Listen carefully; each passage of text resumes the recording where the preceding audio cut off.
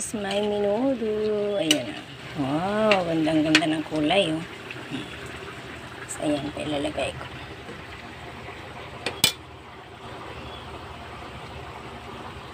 Sili na lang.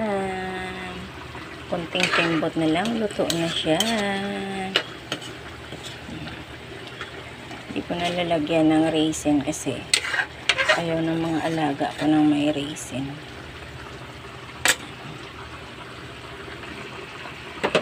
Ilagay natin sa hotdogs.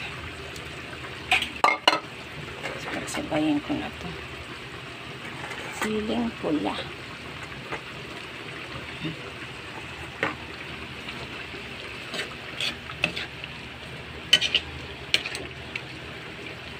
Naging makulay na siya.